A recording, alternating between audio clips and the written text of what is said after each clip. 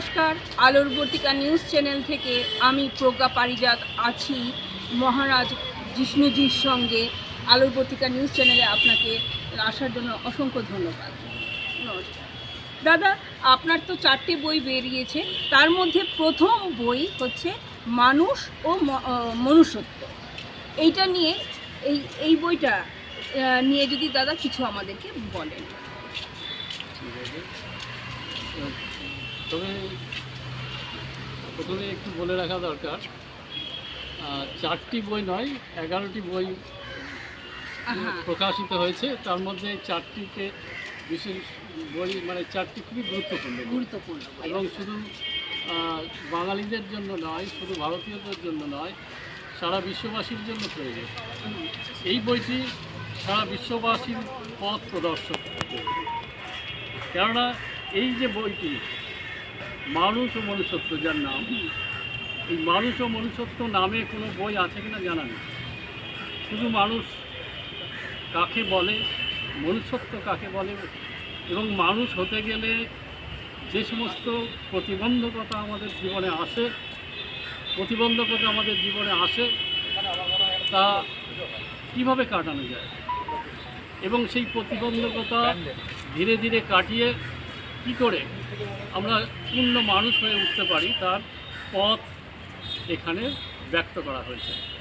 প্রথমত একটা জিনিস বলা দরকার, সারা বিশ্বে যত গ্রন্থ আছে এবং সেই সঙ্গে আমাদের ঋগ্বেদ থেকে শুরু করে আপ টু বিবেকানন্দ পর্যন্ত বা তারপরেও যে মহাপুরুষগণ এসছে, মনুষ্যত্বের সংজ্ঞা কেউ দেয়নি, অন্তত এই ব্যক্তির জানা নেই। সেই মনুষ্যত্বের সংজ্ঞা পাওয়া গেছে শ্রী শ্রী মাধব থেকে।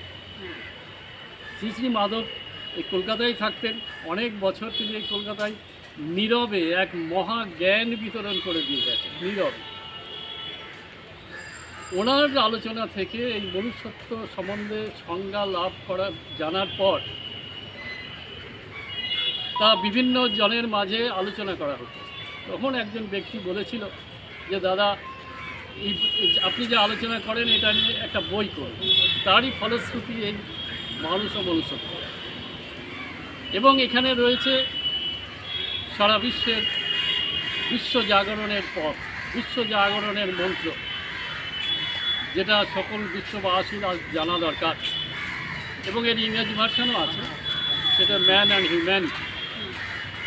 এবার এই মানুষ ও মনুষ্যত্বের প্রথমেই আছে একটা ক্রমবিবর্তন, অর্থাৎ ঋগ্বেদ থেকে শুরু করে আপ টু শ্রীরামকৃষ্ণ এই পর্যন্ত যে মানব বা জ্ঞান বিজ্ঞানের ধারা প্রবাহিত হয়েছে, একটা অপূর্ব সুন্দর একটা বিবর্তন আছে। সেই বিবর্তনটা এখানে ছোট্ট করে দেখানো হয়েছে। সেই ঋগ্বেদের মহাবাক্য থেকে শুরু করে, ঋগ্বেদের মহাবাক্য হলো প্রজ্ঞানন্দং ব্রহ্ম, প্রজ্ঞারূপ আনন্দই ব্রহ্ম। এইভাবে সামবেদের মহাবাক্য তত্ত্বমসি, তুমি